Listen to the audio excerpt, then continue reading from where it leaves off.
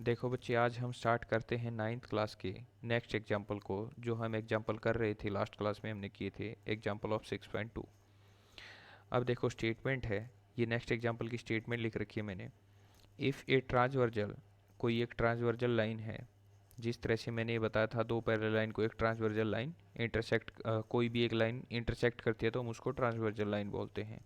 If a transversal intersects two line, अगर कोई transversal two line को इंटरसेक्ट कर रही है, इसने नहीं बोला कि वो दो लाइन पैरेलल हैं या नहीं है, such that the bisectors of a pair of corresponding angles, जो कॉरस्पॉन्डिंग एंगल होंगे उनके बाइसेक्टर्स की बात कर रहा है, आर पैरेलल, अगर वो पैरेलल हैं, वो बाइसेक्टर्स पैरेलल हैं, then prove that two lines are parallel.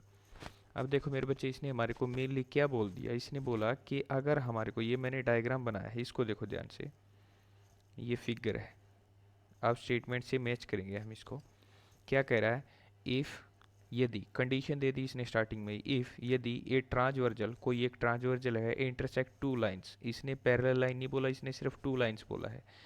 एक लाइन मैंने ले ली पी क्यू, एक लाइन मैंने ले ली आर एस। अब इसने ये बोला था मैंने नहीं, मुझे नहीं पता ये पैरेलल है या नहीं है। चलो, इनको एक ट्रांसवर्जल इंटरसेक्ट कर रही है, अगर किन्हीं भी दो लाइन को अगर एक थर्ड लाइन इंटरसेक्ट करती है तो हम उसको ट्रांसवर्जल लाइन बोलते हैं, ठीक है। तो ये बोल रहा है कि if a transversal intersect two lines such that, तो हमें क्या मिल रहा है, the bisectors of a, bisectors किसके, of a pair of corresponding angles, जो कॉरस्पॉन्डिंग एंगल हैं, ये कंप्लीट एक कॉरस्पॉन्डिंग एंगल है यहाँ से यहाँ तक मेरे बच्चे, ये कंप्लीट यहाँ से लेके और यहाँ तक एक कॉरस्पॉन्डिंग एंगल है, किसका, इसका कॉरस्पॉन्डिंग है। ये एंगल इसका कॉरस्पॉन्डिंग एंगल होगा। तुम इधर वाला एंगल भी ले सकते थे, नो प्रॉब्लम, इधर वाला भी ले सकते हो, कोई भी एंगल ले सकते हो, मैंने ये दो कॉरस्पॉन्डिंग एंगल ले लिए।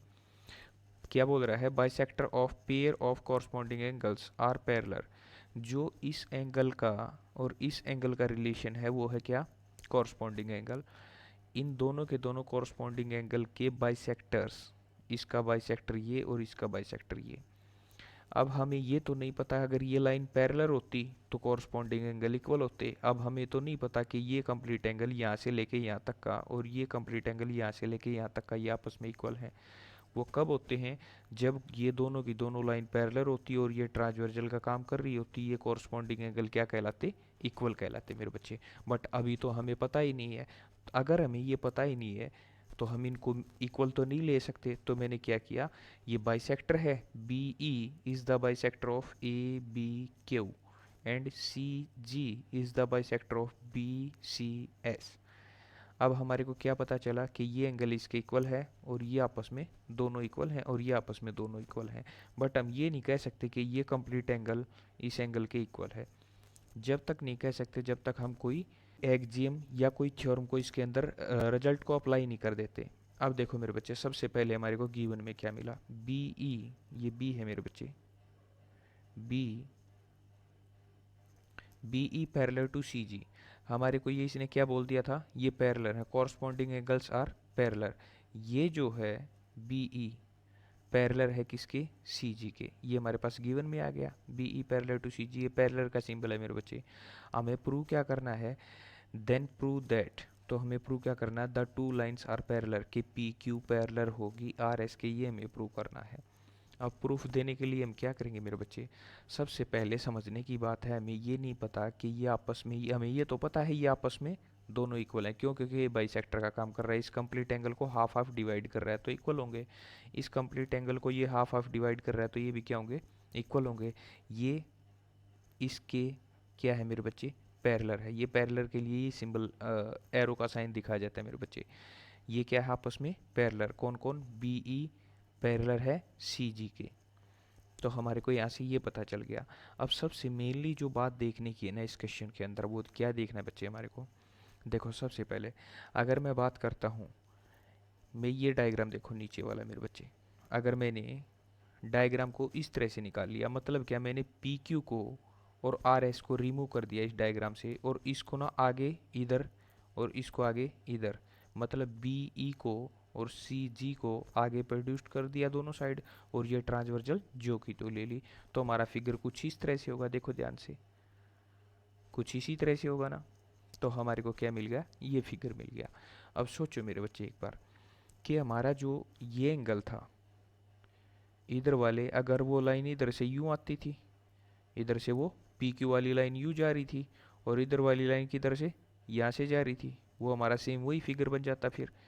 तो हमारा क्या था, इधर वाला एंगल इसके इक्वल था और इधर वाला एंगल इसके इक्वल था।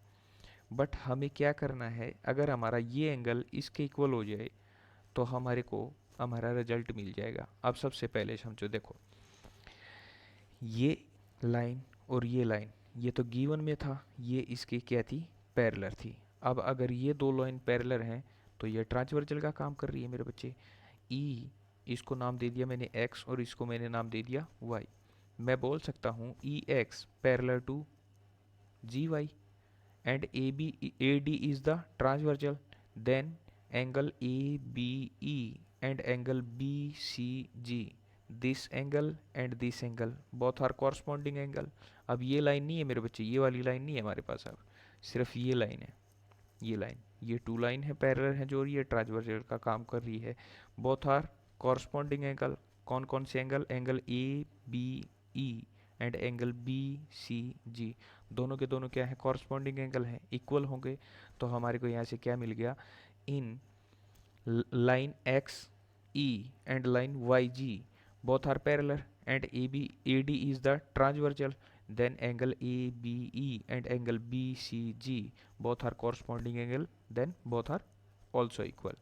अगर ये दोनों के दोनों इक्वल हैं तो अब हमें क्या पता था, देखो ये वाला एंगल इस वाले एंगल के इक्वल था, इधर जो एंगल बनेगा, इधर इसके साथ जो आई थी ये लाइन, इसके साथ जो एंगल बनेगा, ये वाला एंगल इसके साथ इक्वल था और ये वाला एंगल इसके इक्वल है। अब ऊपर वाले फिगर में आ जाओ मेरे बच्चे, अगर ये एंगल x होगा तो ये एंगल भी क्या होगा, x होगा। अगर ये एंगल y होगा तो ये एंगल भी क्या होगा, y होगा। अब हमारे को क्या पता चला, ये वाला एंगल इस वाले एंगल के इक्वल होगा। क्यों, क्योंकि ये वाली लाइन इसके पैरेलल है, ये ट्रांसवर्जल का काम कर रही है और ये एंगल इसका कॉरस्पॉन्डिंग एंगल हो गया। This angle is the corresponding angle of this and both are equal. तो एंगल x और एंगल y क्या हो जाएंगे, कॉरस्पॉन्डिंग एंगल होंगे। तो हमारे को कॉरस्पॉन्डिंग एंगल से क्या मिल गया, ये दोनों आपस में इक्वल होंगे। अब ये एंगल इसके इक्वल है, ये एंगल इसके इक्वल है और ये एंगल इसके इक्वल है। ये एंगल x है तो ये भी x है, ये भी क्या हो जाएगा, x के इक्वल ही हो जाएगा। चारों के चारों एंगल क्या हो जाएंगे मेरे बच्चे, इक्वल हो जाएंगे। अगर ये एंगल x है तो ये भी x होगा। फॉर एग्जांपल मैंने ले लिया ये 50 डिग्री है, तो ये भी कितना होगा, 50 डिग्री होगा। ये भी कितना होगा, 50 डिग्री होगा। क्यों होगा, क्योंकि ये इसका कॉरस्पॉन्डिंग है, कॉरस्पॉन्डिंग एंगल हमेशा इक्वल होते हैं। तो ये भी क्या हो जाएगा, 50 डिग्री हो जाएगा। ये कंप्लीट कितने डिग्री का हो गया, 100 डिग्री का। ये कंप्लीट कितने का हो गया, 100 डिग्री का। कौन सा एंगल, मैं इस एंगल की बात कर रहा हूँ मेरे बच्चे, इस एंगल की और इस कंप्लीट एंगल की। ये कंप्लीट एंगल 100 डिग्री का हो गया और ये कंप्लीट एंगल भी 100 डिग्री का हो गया। ये भी तो आपस में कॉरस्पॉन्डिंग एंगल है। क्यों, क्योंकि पी क्यू और आर एस क्या है, दो लाइन हमें नहीं पता पैरेलल हैं या नहीं है, और ये ट्रांसवर्जल का काम कर रही है। ये दोनों एंगल अगर इक्वल है तो मैंने तुम्हारे को रिजल्ट बताया था,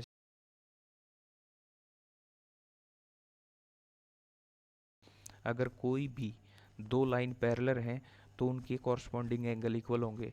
अगर किन्हीं भी दो लाइन को एक ट्रांसवर्जल इंटरसेक्ट कर रही है और वो दो कॉरस्पॉन्डिंग एंगल इक्वल हैं तो वो दोनों की दोनों लाइन भी पैरेलल होती थी। अगर कॉरस्पॉन्डिंग एंगल इक्वल है तो दोनों की दोनों लाइन क्या होंगी मेरे बच्चे, पैरेलल होंगी।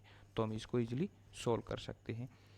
यही था मेरे बच्चे, तुम लिख सकते हो इसको इजीली, कोई बड़ी बात नहीं है। अगर मैं इसको एक्सप्लेन करूँगा तो वीडियो और भी ज़्यादा लंबी हो जाएगी। मेन बात सिर्फ क्या है, कॉरस्पॉन्डिंग एंगल की है।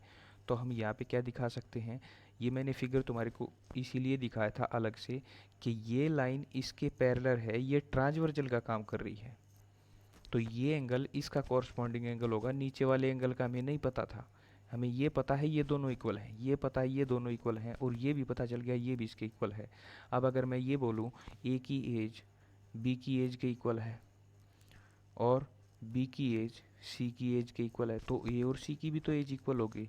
तो ये एंगल इसके इक्वल है, ये एंगल आपस में इक्वल है, तो ये एंगल इसके इक्वल होगा, तो ये सारे के सारे इक्वल ही तो होंगे मेरे बच्चे। ये इसके इक्वल हो जाएगा, ये भी हो जाएगा, आपस में चारों के चारों एंगल इक्वल हो जाएंगे।